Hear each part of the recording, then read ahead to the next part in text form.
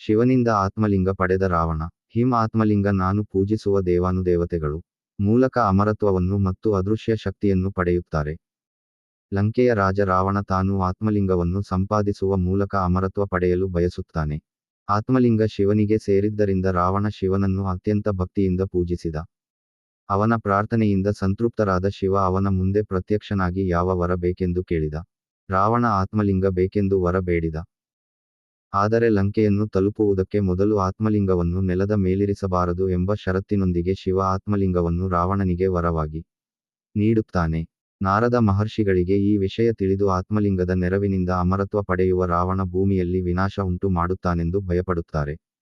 ಅದನ್ನು ತಪ್ಪಿಸುವುದಕ್ಕಾಗಿ ಗಣೇಶನಲ್ಲಿ ಸಹಾಯ ಕೇಳುತ್ತಾರೆ. ರಾವಣ ಅತ್ಯಂತ ದೈವಭಕ್ತ.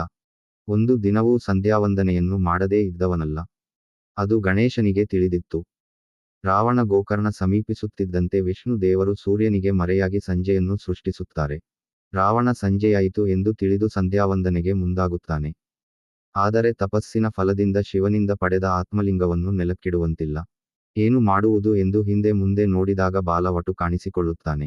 ಅವನ ಕೈಗೆ ಆತ್ಮಲಿಂಗವನ್ನು ನೀಡಿ ನೆಲಕ್ಕಿಡದಂತೆ ಹೇಳಿ ಸಮುದ್ರತಟಕ್ಕೆ ತರ್ಪಣ ನೀಡಲು ಹೊರಡುತ್ತಾನೆ. ಗಣೇಶ ಒಪ್ಪಂದ ಮಾಡಿಕೊಂಡು 3 ಸಲ ರಾವಣನನ್ನು ಕರೆಯುವುದಾಗಿ ಬರದಿದ್ದರೆ ನೆಲದ ಮೇಲೆ ಇರಿಸುವುದಾಗಿ ಹೇಳುತ್ತಾನೆ. ರಾವಣ ಸಂಧ್ಯಾವಂದನೆಯಲ್ಲಿ ತೊಡಗಿದ್ದಾಗಲೇ ಗಣೇಶ ರಾವಣನನ್ನು 3 ಬಾರಿ ಕೂಗಿ ಆತ್ಮಲಿಂಗವನ್ನು ನೆಲದ ಮೇಲಿರಿಸುತ್ತಾನೆ. ರಾವಣ ಹಿಂತಿರುಗಿ ಬರುವಾಗ ಆತ್ಮಲಿಂಗ ನೆಲದ ಮೇಲೆ ಇರಿಸಿದ್ದನ್ನು ನೋಡಿ ಗಾಬರಿಯಾಗುತ್ತಾನೆ. ತಾನು ಮೋಸಹೋದೆನೆಂದು ತಿಳಿದ ರಾವಣ ಲಿಂಗವನ್ನು ತೆಗೆಯಲು ಯತ್ನಿಸಿದ. ಎಷ್ಟು ಪ್ರಯತ್ನಿಸಿದರೂ ಆತ್ಮಲಿಂಗವನ್ನು ಪಡೆಯುವುದಕ್ಕೆ ಸಾಧ್ಯವಾಗುವುದಿಲ್ಲ.